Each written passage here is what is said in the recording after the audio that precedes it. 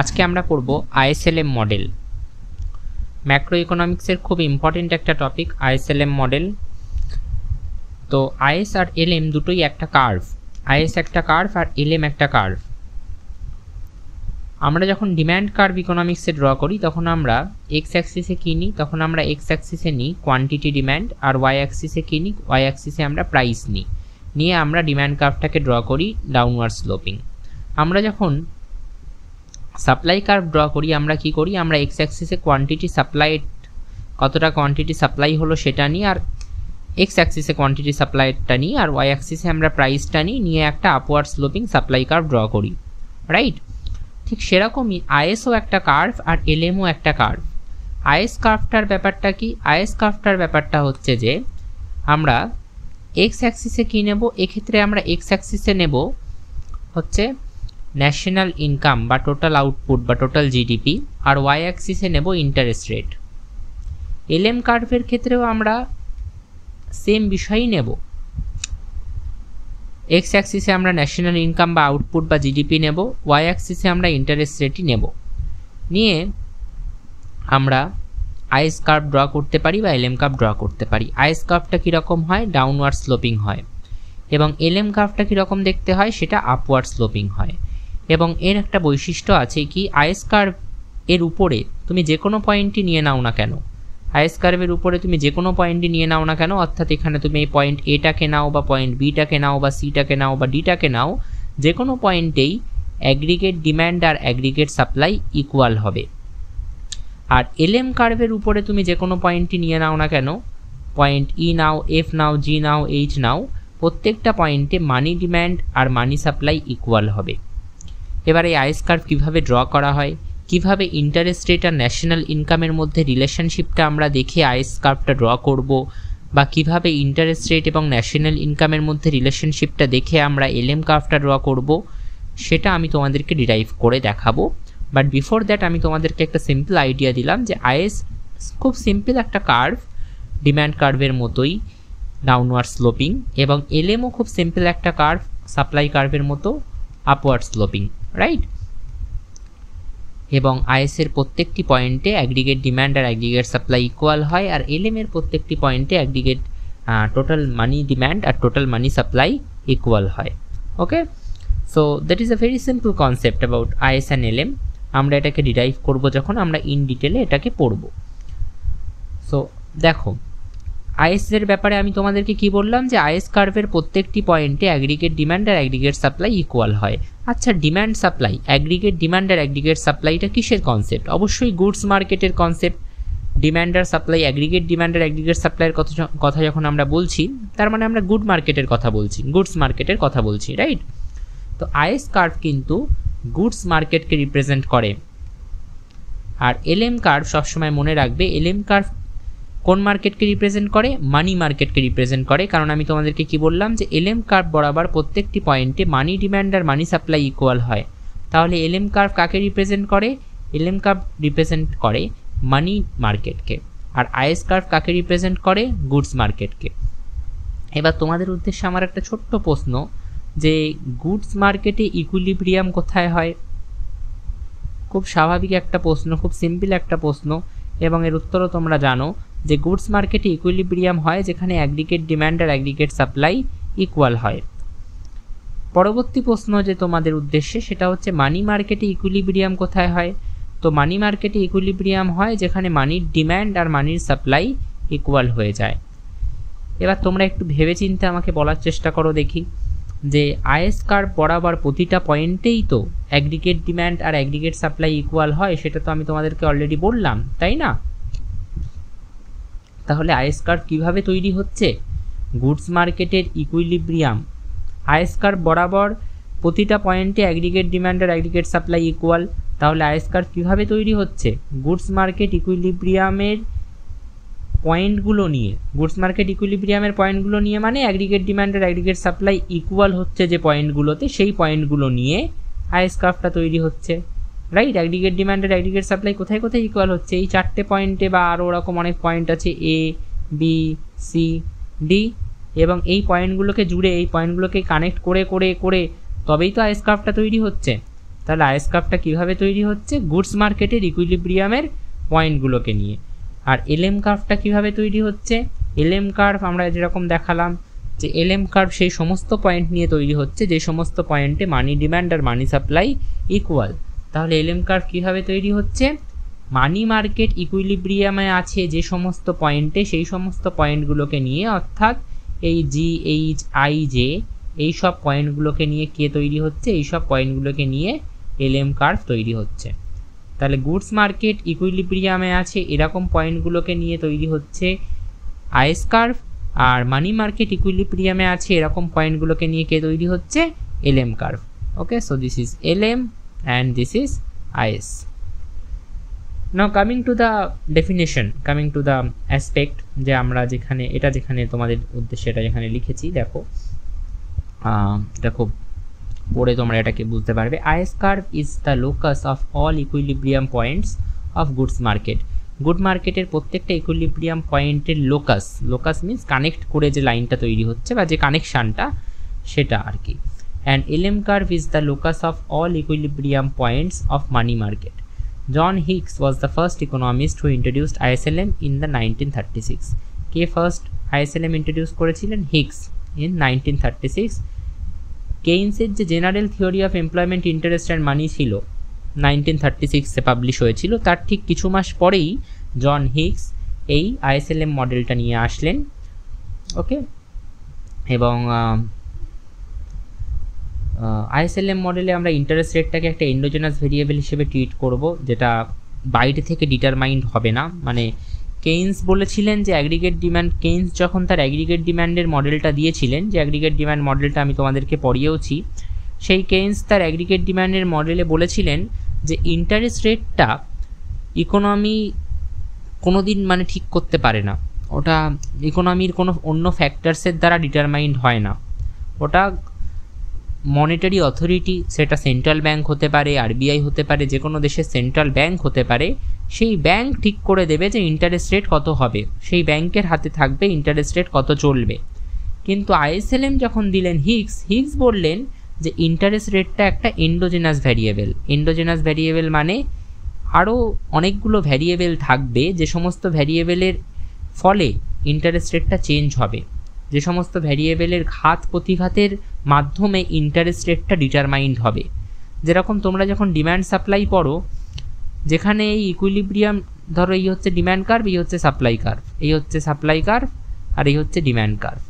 তো demand curve আর supply কার্ভের এই যে ঘাত প্রতিঘাতটা তৈরি হলো, এর ফলে মার্কেটে ইকুইলিব্রিয়াম প্রাইসটা ডিটারমাইন্ড হলো। এক্ষেত্রে এই প্রাইসটাকে কি বাইরে থেকে ঠিক করে দিয়েছে? না, এই প্রাইসটা, ইকুইলিব্রিয়াম প্রাইসটা ডিটারমাইন হয়েছে ডিম্যান্ড আর সাপ্লাইয়ের ঘাত প্রতিঘাতের ফলে। তো এক্ষেত্রে আমি প্রাইসকে কি বলবো? প্রাইসকে বলবো এন্ডোজেনাস ভ্যারিয়েবল। কেন এন্ডোজেনাস ভ্যারিয়েবল? এ অন্য দুটো ভ্যারিয়েবল বা অন্য কিছু ভ্যারিয়েবলের ঘাত প্রতিঘাতের ফলে তৈরি হচ্ছে, নিজে থেকে এটাকে কেউ বাইরে থেকে ঠিক করে দেয়নি। তো হিগস বলছেন যে ইন্টারেস্ট রেটটাও সেরকম একটা এন্ডোজেনাস ভ্যারিয়েবল, এ অন্য কিছু ভ্যারিয়েবলের ঘাত প্রতিঘাতের ফলে ডিটারমাইন্ড হবে, এটাকে বাইরে থেকে সেন্ট্রাল গভর্নমেন্ট বা সেন্ট্রাল ব্যাংক বা অন্য কোনো ব্যাংক ঠিক করে দিতে পারবে না, নির্দিষ্ট করে দিতে পারবে না। ঠিক আছে। আর কেইন্স প্রথমে কি বলেছিলেন? কেইন্স তার অ্যাগ্রিগেট ডিম্যান্ডের মডেলে বলেছিলেন যে ইন্টারেস্ট রেটটাকে কিন্তু গভর্নমেন্ট ঠিক করে দেয় বা সেন্ট্রাল ব্যাংক ঠিক করে দেয়, বাইরে থেকেই সেটা ঠিক করে দেওয়া হয়, সেটা এক্সোজেনাস হয়। এক্সোজেনাস মানে বাইরে থেকেই সেটা ঠিক করে দেওয়া হয়েছে, সেটা আর কেউ চেঞ্জ করছে না, বা সেটাকে কোনো ঘাত প্রতিঘাত, অন্য কোনো ভ্যারিয়েবলের ঘাত প্রতিঘাতের ফলে সেটা ঠিক হচ্ছে না বা সেটা ডিটারমাইন হচ্ছে না। ওকে, সো নাও আমরা এবার ISLMটা পড়বো। এখানে তিনটে এক্সোজেনাস ভ্যারিয়েবল আছে। এক্সোজেনাস ভ্যারিয়েবল মানে কি? যেগুলো বাইরে থেকে ঠিক করে দেওয়া হচ্ছে, অন্য কোনো ভ্যারিয়েবলের ঘাত প্রতিঘাতের ফলে সেটা ঠিক হচ্ছে না। ঠিক আছে, বাইরে থেকে ঠিক করে দেওয়া হচ্ছে, বাইরে থেকে সেটা ডিটারমাইন করে নির্দিষ্ট করে দেওয়া হচ্ছে। এবং সেই এক্সোজেনাস ভ্যারিয়েবলগুলো কী কী? লিকুইডিটি, মানুষের হাতে কতটা ক্যাশ থাকবে, ইনভেস্টমেন্ট, প্রডিউসাররা কত টাকা ইনভেস্ট করবে, অ্যান্ড কনজামশান, হাউসহোল্ড কতটা করে কনজামশন করবে। এই তিনটে ভ্যারিয়েবলকে ISLM-এর অ্যানালাইসিসে কী ধরে নেওয়া হয়েছে? এক্সোজেনাস, অর্থাৎ এগুলো বাইরে থেকে অটোমেটিক্যালি ঠিক আছে এবং এটা কোনো ভ্যারিয়েবল দ্বারা এফেক্টেড হচ্ছে না এবং এটা কোনো অন্য ভ্যারিয়েবলের ঘাত প্রতিঘাতে ঠিক হচ্ছে না, ডিটারমাইন হচ্ছে না। ঠিক আছে, এটা অন্য কোনো ভ্যারিয়েবলের ঘাত প্রতিঘাতে ডিটারমাইন হচ্ছে না, এটা নিজে থেকে বাইরে থেকে ঠিক করে দেওয়া আছে, ফিক্স করা আছে। ওকে, সেটাই বলছে এক্সোজেনাস ভ্যারিয়েবল। আচ্ছা, আইএসএলএম এর মতে লিকুইডিটি কিভাবে ডিটারমাইন হয়? লিকুইডিটি ডিটারমাইন হয় size and velocity of the money supply. আর ইনভেস্টমেন্টের কনজামশন কার দ্বারা ডিটারমাইন হয়? ইন্ডিভিজুয়াল এজেন্টের দ্বারা। ইনভেস্টমেন্ট প্রডিউসার ঠিক করতে, মানে প্রডিউসার যেরকম করতে চাইবে সে সেরকম করতে পারে। কনজামশনের কথা যদি বলি, কনজামশন কিন্তু কারুর হাতে নেই, হাউস হোল্ড যেরকম চাইবে সেরকম কনজামশন করবে। হাউস হোল্ড যদি চায় আমি আজকে বেশি কনজামশন করব, বেশি কনজামশন করবে, যদি চায় কম করব, কম করবে। তো এগুলো ইন্ডিভিজুয়াল এজেন্ট কীরকম ডিসিশানস নিচ্ছে তার উপর ডিপেন্ড করে।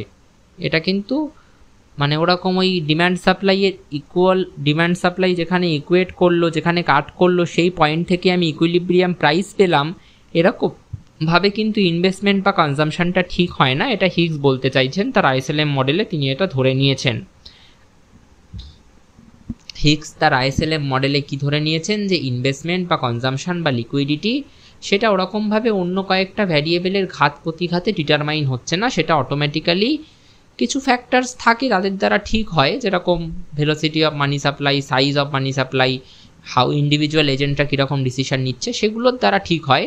কিন্তু ওরকম দুটো কি তিনটে ভ্যারিয়েবলের ইকুয়েট হয়ে যাওয়া বা কাট হয়ে যাওয়া, বা তিনটে ভ্যারিয়েবল, দুটো কি তিনটে ভ্যারিয়েবল ইকুয়াল হয়ে ওটাকে ডিটারমাইন করে, ইনভেস্টমেন্ট বা কনজামশন বা লিকুইডিটিটাকে ডিটারমাইন করে, সেটা নয়, সেটা হয় না। ওকে, অ্যাজামশনস কি আছে আইএসএলএম এর? প্রথম assumption short run, price and wages আর ফিক্স, যেটা কেইন্সও বলেছিলেন যে স্টিকি প্রাইস থাকে, প্রাইসটাকে বা ওয়েজটাকে হঠাৎ করে ওরকম বাড়িয়ে দেওয়া যায় না বা কমিয়ে দেওয়া যায় না, ওটাকে আস্তে আস্তে স্লাগিশলি বাড়াতে হয় বা কমাতে হয়, এবং ওটা মোরাললেস ফিক্সডই থাকে। Movement in output are driven by movement in aggregate demand. ইকোনমিতে আউটপুট বাড়বে কি কমবে সেটা ডিপেন্ড করছে অ্যাগ্রিগেট ডিম্যান্ড বাড়বে কি কমবে তার উপরে। অ্যাগ্রিগেট ডিম্যান্ড বাড়লে আউটপুট বাড়ে, অ্যাগ্রিগেট ডিম্যান্ড কমলে আউটপুটের পরিমাণ ইকোনমিতে কমতে থাকে।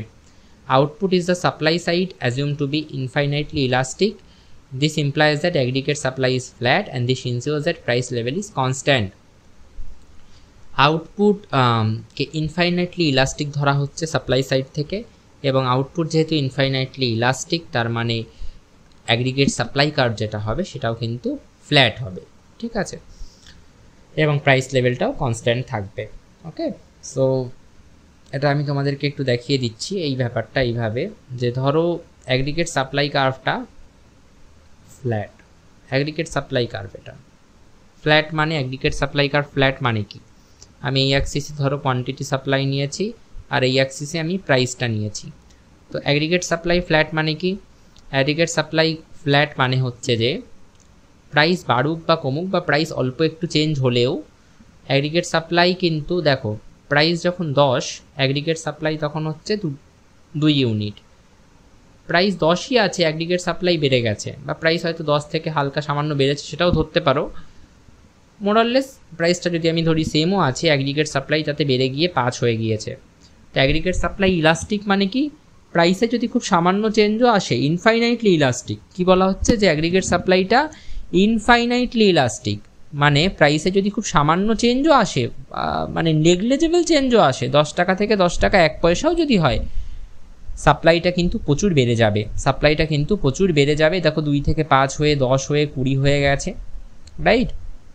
তো প্রাইসটাতে সামান্য মুভমেন্ট হলেও সাপ্লাইয়ে প্রচণ্ড চেঞ্জ আসবে, সাপ্লাই অনেক বেশি বেড়ে যাবে বা কমে যাবে। সেই কারণেই বলা হচ্ছে যে output on the supply side is assumed to be infinitely elastic, এবং এই অ্যাগ্রিগেট সাপ্লাই কার্ভ যেহেতু ফ্ল্যাট, এবার তুমি প্রাইসের রেসপেক্টে বিষয়টাকে ভেবে দেখো যে ইকুইলিব্রিয়াম প্রাইসের ব্যাপারটা তাহলে কি হবে, ইকুইলিব্রিয়াম প্রাইসের ব্যাপারটা তাহলে কি হবে সেটা আমরা যদি এবার ভেবে দেখতে যাই। অ্যাগ্রিগেট ডিমান্ড কার্ভটা কীরকম দেখতে হয়? অ্যাগ্রিগেট ডিমান্ড কার্ভ আমি ধরে নিলাম this is our aggregate, sorry 1 minute, yeah, this is our aggregate demand curve. Let me just erase it, yeah, আমি ধরে নিলাম this is our aggregate demand curve, downward sloping একটা demand curve, aggregate demand curve, এবং এই demand curve কিন্তু প্রাইসটা কিন্তু change করতে পারবে না। কীরকমভাবে দেখো, সাপ্লাই কার্ভটা তো এরকমই থাকবে, সাপ্লাই কার্ভটা তো ফ্ল্যাট। এবার এই অ্যাগ্রিগেট ডিম্যান্ড কার্ভটা যদি শিফটও করে যায় কোনো কারণে, যদি লেফটেও শিফট করে যায় বা কোনো কারণে যদি রাইটেও শিফট করে যায়, আমি এটাকে আরেকটু সুন্দর করে আঁকার চেষ্টা করছি তাহলে তোমাদের বুঝতে সুবিধা হবে। এই অ্যাগ্রিগেট ডিম্যান্ড কার্ভটা ধরো প্রথমে ছিল এটা, যার নাম দিলাম আমি AD0।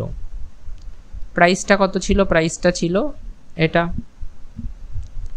প্রাইসটা কোয়ান্টিটি এতটা ছিল, কোয়ান্টিটি ইকুইলিব্রিয়াম কোয়ান্টিটি সাপ্লাই ছিল এটা ধরো 2 ইউনিট, এবং প্রাইসটা 10 টাকাই ছিল। এবার অ্যাগ্রিগেট ডিম্যান্ড কার্ভটা কোনো কারণে যদি শিফট করে যায়, শিফট করে AD1 হয়ে যায়, অ্যাগ্রিগেট ডিম্যান্ড 1 হয়ে যায়, তাতেও কি কোয়ান্টিটি সাপ্লাইটা হয়তো 2 থেকে 5 হয়ে গেছে, কিন্তু প্রাইসটা কি চেঞ্জ হয়েছে? প্রাইসটা কিন্তু এখনও 10 টাকাই আছে, প্রাইসটা কিন্তু চেঞ্জ হয়নি। তাহলে প্রাইসটা কনস্ট্যান্ট থাকছে। এবং এই প্রাইসটা কখন কনস্ট্যান্ট থাকে? প্রাইসটা কনস্ট্যান্ট তখনই থাকে যখন অ্যাগ্রিগেট সাপ্লাই কার্ভটা এরকম ফ্ল্যাট হয় বা ইনফাইনাইটলি ইলাস্টিক হয়।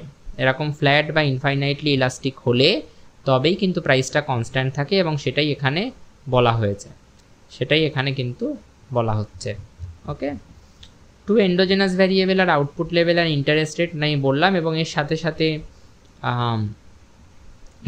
আউটপুট লেভেল আর ইন্টারেস্ট রেট, এটা হচ্ছে দুটো এন্ডোজেনাস ভ্যারিয়েবল, এবং এই দুটো এন্ডোজেনাস ভ্যারিয়েবল দিয়েই আমরা আইএস কার্ভটাও ড্র করবো, এলএম কার্ভটাও ড্র করবো। All firms produce the same good, প্রত্যেকটা ফার্ম সেম গুড তৈরি করে। ক্লোজ ইকোনমি, তো এক্সপোর্ট বা ইম্পোর্টের কোনো ব্যাপার নেই। আর টোটাল অ্যাগ্রিগেট ডিম্যান্ড সমান সমান C+I+G, তিনটে সেক্টরকে নিয়ে আমরা এখানে এটাকে করছি। তো এবং এই বিষয়গুলো তোমরা জানো যে অ্যাগ্রিগেট ডিম্যান্ড সমান সমান কীভাবে C+I+G হয়, এটা আমি কেনশিয়ান ফ্রেমওয়ার্ক করানোর সময় তোমাদেরকে বারবার বুঝিয়েছি। ওকে, আর কয়েকটি সিম্পল বিষয় করার পর আমরা আইএস কার্ভটাকে কীভাবে গ্রাফিক্যালি ডিরাইভ করতে হয় সেটা দেখব। তো প্রথমে আমরা দেখে নেব যে কনজাম্পশন ফাংশনটা কীভাবে ডিরাইভ করতে হয়। তো কনজাম্পশন ফাংশন তোমরা অলরেডি ডিরাইভ করতে জানো, তোমরা জানো যে কনজাম্পশন ফাংশনটাকে আমরা কীভাবে লিখি। আমরা লিখি C = A + BY, এভাবে লিখি। এবার এখানে A আর B তো কনস্ট্যান্ট, A হচ্ছে অটোনোমাস কনজাম্পশন, B হচ্ছে MPC, এগুলো আমি তোমাদের বহুবার করিয়েছি। তো A অটোনোমাস কনজাম্পশনের জায়গায় আমি ধরো দিয়ে দিলাম C বার, একই ব্যাপার, A দেওয়াও যা C বার দেওয়াও যা, আমি এখানে C বার দিচ্ছি কারণ ওইভাবেই করা আছে। আর বির জায়গায় আমি দিলাম স্মল c y। এবার আমি ওয়াইটা ধরে নিলাম ডিসপোজেবল ইনকাম, শুধু ইনকাম না, এতদিন আমরা শুধু ইনকাম নিয়ে করে এসেছি এটা, আজকে আমি এটাকে ধরো ডিসপোজেবল ইনকাম ধরলাম। এবার এই ডিসপোজেবল ইনকাম কীভাবে বেরোয়? ডিসপোজেবল ইনকাম বেরোয় হচ্ছে যে আমি যদি ধরো 1000 টাকা ইনকাম করেছি, এই 1000 টাকা আমার ইনকাম, কিন্তু আমার ডিসপোজেবল ইনকাম মানে কি, এই 1000 টাকার মধ্যে কত টাকা এই মুহূর্তে আমার পকেটে আছে এবং কত টাকা আমি এই মুহূর্তে খরচ করতে পারবো, সেটা হচ্ছে আমার ডিসপোজেবল ইনকাম। তো এই 1000 টাকার মধ্যে থেকে হয়তো আমাকে 200 টাকা ট্যাক্স দিতে হয়েছে, রাইট, এবং গভর্নমেন্ট হয়তো আমাকে 50 টাকা সাবসিডিও দিয়েছে, রাইট, এবং ধরো একটা প্রপোর্শনেট ইনকামের ট্যাক্সও আমাকে দিতে হবে। 200 টাকা আমাকে লামসাম ট্যাক্স দিতে হয়েছে, আমি ধরলাম 200 টাকা আমাকে লামসাম ট্যাক্স দিতে হয়েছে। ওকে, এবং শুধু লামসাম ট্যাক্স তো দিতে হয় না, তার সাথে সাথে আমাদেরকে একটা প্রপোর্শনেট ট্যাক্সও দিতে হয়, রাইট। তো সব ট্যাক্স মিলিয়ে আমি ধরলাম হচ্ছে, আমি এটাকে একটু ক্লিয়ার করছি এই জায়গাটাকে, যে 1000 টাকার পর আমাকে সব ট্যাক্স মিলিয়ে, lump sum tax, proportionate tax, income tax সব মিলিয়ে আমাকে 300 টাকা ট্যাক্স দিতে হয়েছে। এবং সরকার আমাকে সাবসিডি কতটা দিয়েছে? সরকার আমাকে সাবসিডি দিয়েছে 50 টাকা। তাহলে আমার ডিসপোজেবল ইনকাম কি হবে? 1000 - 300, 700 + 50, 750। ওকে, 750 হবে হচ্ছে আমার ডিসপোজেবল ইনকাম। এইবার এই ডিসপোজেবল ইনকামটা বেরোচ্ছে কিভাবে? এই ডিসপোজেবল ইনকামের গল্পটা কি? তাহলে ডিসপোজেবল ইনকামের গল্পটা হচ্ছে ডিসপোজেবল ইনকামের গল্পটা হচ্ছে তুমি ইনকাম থেকে পুরো ট্যাক্সের অ্যামাউন্টটা মাইনাস করে দাও, এবং তারপর সাবসিডি যেটা তুমি পেলে গভর্নমেন্টের থেকে সেটাকে যোগ করে দাও। এখন তোমার পকেটে 750 টাকা আছে, এই 750 টাকা তুমি ডিসপোজ করতে পারবে, খরচা করতে পারবে। তো এই 750 টাকাকেই বলা হচ্ছে কি? এই 750 টাকাকেই বলা হচ্ছে disposable income. Okay, this 750 rupees is called your disposable income. Okay, so let me just clear it once. 1 minute. এবার এটাকে আমি লিখছি কিভাবে, এটাকে এখানে কিভাবে লেখা আছে এই জিনিসটাকে বোঝাটা কিন্তু তোমাদের জন্য খুব ইম্পর্টেন্ট। ওকে, সো দেখো এটা একটুখানি এটাকে ভুল লেখা আছে, এটাকে তোমাদের একটু ঠিক করে নিতে হবে। তোমরা এটাকে এইভাবে লেখো যে আমি তাহলে ডিসপোজেবল ইনকামের জায়গায় কি লিখতে পারি, ডিসপোজেবল ইনকামের জায়গায় আমি তোমাদের লিখে দিতে পারি YD সমান সমান income minus tax plus subsidy, right? হলো, এটাই আমাদের ডিসপোজেবল ইনকাম, রাইট? এবার এই ট্যাক্সের আবার একটা ব্যাপার আছে, ট্যাক্সের মধ্যে কি ব্যাপারটা দেখো, ট্যাক্স মানে হচ্ছে যে ট্যাক্স মানেটা অ্যাকচুয়ালি কি, ট্যাক্স মানেটা অ্যাকচুয়ালি যে একটা ট্যাক্স আমাদেরকে দিতে হয়, যে ট্যাক্সটাকে আমরা বলি lump sum tax. Lump sum tax, lump sum ট্যাক্সটা কি, যে তুমি ইনডিরেক্ট ট্যাক্স যা যা পে করছো বা এখানে ওখানে যা যা ট্যাক্স তুমি পে করছো ইনকাম ছাড়া, ইনকামের উপর এই ট্যাক্সটা দিচ্ছ না, অন্য ইনকাম ছাড়া তুমি যা যা ট্যাক্স এদিক ওদিক থেকে পে করছো সেটাকে আমরা বলি লামসাম ট্যাক্স। তো সেই লামসাম ট্যাক্সটাকে আমরা নিচ্ছি, রাইট? TA ধরো, সেটাকে আমি ধরলাম TA, that I am calling it as TA। Okay, and আরেকটা ট্যাক্স থাকে যেটাকে আমরা বলি প্রপোর্শনেট ট্যাক্স, যেটা আমি ইনকামের উপর দিই, যেটা আমি ইনকামের উপর দিই, ওটাকে ধরা হয় TY হিসেবে। এবার আমি তোমাদেরকে পুরোটাই গল্পের ছলে বোঝাচ্ছি যে অ্যান্ড প্লাস সাবসিডি, তো সাবসিডির মতো থাকেই। তো ধরো তোমার ইনকাম 1000 টাকা আজকে, কিন্তু 1000 টাকা কি তুমি পুরোটাই খরচা করতে পারবে? পারবে না। কেন? 1000 টাকার মধ্যে তোমার এদিক ওদিক থেকে এই ট্যাক্স ওই ট্যাক্স মিলিয়ে তোমাকে হয়তো এই 1000 টাকার মধ্যে লামসাম ট্যাক্স দিতে হলো সরকারকে 200 টাকা, রাইট? প্রপোর্শনেট ট্যাক্স, এই টিটা হচ্ছে ট্যাক্সের রেট, এই স্মল টিটা হচ্ছে ট্যাক্সের রেট। তো সরকার হয়তো বলেছে যে তোমার ইনকামের 5% আমাকে দেবে, 5% মানে 0.05 ইন্টু Y আছে মানে ইনকাম, ইন্টু Y মানে ইনকাম মানে 1000 প্লাস সাবসিডি যেটা ছিল সেটা হয়তো সরকার তোমাকে হয়তো সাবসিডি দিয়েছে 300 টাকা বা 30 টাকা। তাহলে এটা হয়ে গেল 1000 মাইনাস 200 ইন্টু এই মাইনাস 0.05 ইন্টু 1000 মানে কি 5/100 ইন্টু 1000, 100 কেটে গেল 50 প্লাস 30, তাহলে 1000 মাইনাস 20 980, 930 যোগ 30 960, এই 960 টাকা তোমার ডিসপোজেবল ইনকাম। এই টাকাটা তুমি এবার খরচা করতে পারবে, ডিসপোজ করতে পারবে। তো এই ডিসপোজেবল ইনকামটা বেরোচ্ছে কিভাবে, income minus tax minus proportionate tax, যেটা তোমার ইনকামের উপর চাপছে, ইনকাম মাইনাস লামসাম ট্যাক্স, এটাকে আমরা কি বলছি, লামসাম ট্যাক্স, লামসাম ট্যাক্স। আর এটাকে আমরা কি বলছি, প্রপোর্শনেট ট্যাক্স, যেটা আমাদের ইনকামের উপর চাপে, যেখানে টিটা হচ্ছে ট্যাক্স রেট আর ওয়াইটা হচ্ছে তোমার ইনকাম, প্রপোর্শনেট ট্যাক্স। আর এসটা তো সাবসিডি, তাহলে টিটা ট্যাক্স রেট, ওকে টিটা লিখে নিতে পারো ট্যাক্স রেট। তাহলে ডিসপোজেবল ইনকামের জায়গায় আমি কি লিখতে পারি, ডিসপোজেবল ইনকামের জায়গায় আমি লিখতে পারি যে ডিসপোজেবল ইনকাম সমান সমান ইনকাম মাইনাস, আচ্ছা এখানে আমি মাইনাসটা কমন নিয়ে এটাকে কি এইভাবে লিখতে পারি যে lump sum tax plus proportionate tax, লিখতেই পারি। আশা করি এইটুকু ছোট ম্যাথামেটিক্যাল অপারেশন বুঝতে তোমাদের প্রবলেম হওয়ার কথা না। প্লাস সাবসিডি লিখতেই পারি এটাকে এইভাবে। তো দেখো এবার এখানে সেইভাবেই এটাকে লেখা হয়েছিল যে আমাদের যে কনজাম্পশন ফাংশন ছিল সেটা কীরকম থাকে, সেটা থাকে C = C bar plus small c YD, right? এবার এই YD এর জায়গায় কি আমি লিখতে পারি, YD এর জায়গায় আমি লিখতে পারি C = C bar plus small c into YD এর জায়গায় আমি নিশ্চয়ই লিখতে পারি Y minus lump sum tax plus proportionate tax plus subsidy দিয়ে ব্র্যাকেট ক্লোজ লিখতেই পারি। Okay, so this is our consumption function, যেখানে MPC অর্থাৎ এই স্মল c বা আগে আমরা যেটাকে B ধরে করতাম সেই বিটাই এখন হয়ে গিয়েছে স্মল c, সেটা 0 থেকে 1 এর মধ্যে লাই করে। ইনভেস্টমেন্ট ফাংশনটাও লিনিয়ার হয় এবং ইনভেস্টমেন্ট ফাংশনটা কীরকম দেখতে হয়, I = I bar minus BI into I plus BY into Y। এখানে এই BIটা কি, ইন্টারেস্ট সেন্সিটিভিটি অফ ইনভেস্টমেন্ট, অর্থাৎ এক ইউনিট ইনকাম বাড়লে এক ইউনিট ইনভেস্টমেন্ট বাড়লে সরি, 1 ইউনিট ইন্টারেস্ট রেট বাড়লে ইনভেস্টমেন্টে কতটা চেঞ্জ আসবে।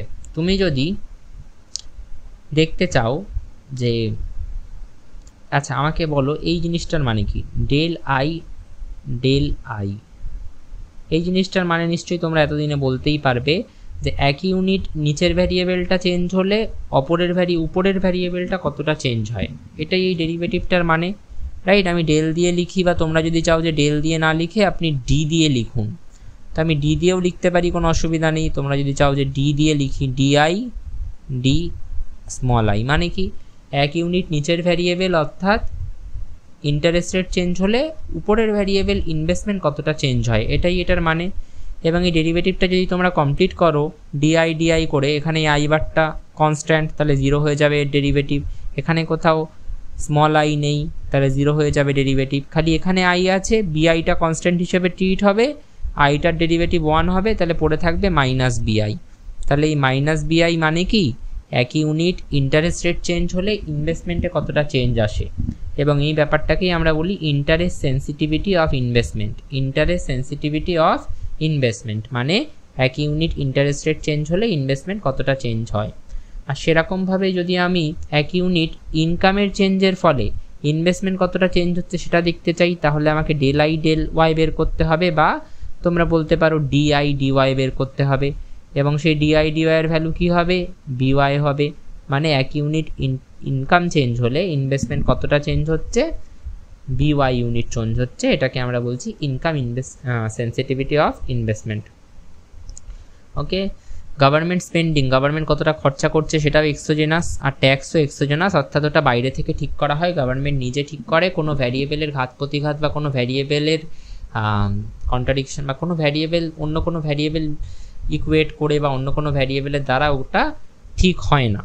ঠিক আছে, there are only 2 markets in the ইকোনমিতে ISLM ফ্রেমওয়ার্কে দুটোই মার্কেট আছে, একটা গুড মার্কেট আর একটা হচ্ছে মানি মার্কেট, এবং তাদের রেসপেক্টিভ সাপ্লাই আর ডিম্যান্ড ইকোনমিকে পুশ করে ইকুইলিব্রিয়াম পয়েন্টের দিকে, এবং ইকুইলিব্রিয়াম লেভেল অফ ইনকাম আর ইন্টারেস্ট রেট আমরা এখান থেকেই খুঁজে পাই। মানি মার্কেট আর গুড মার্কেটের ইকুইলিব্রিয়াম রেট অফ ইন্টারেস্ট আর ইকুইলিব্রিয়াম ইনকাম আমরা এখান থেকেই খুঁজে পাই। ঠিক আছে, তাহলে এই পুরো ফ্রেমওয়ার্কটা খুব ইম্পর্টেন্ট। ISLM এর এটা একদম বেসিক ক্লাস করালাম। এর পরের ক্লাসে আমরা ISLM কার্ভটা, IS কার্ভ আর LM কার্ভ কীভাবে ডিরাইভ করতে হয় গ্রাফিক্যালি সেটা দেখব, কিন্তু এই জিনিসটা না করে থাকলে তোমরা ওই ক্লাসের কিছুই বুঝতে পারবে না। Okay, so be very cautious with this class. Thank you.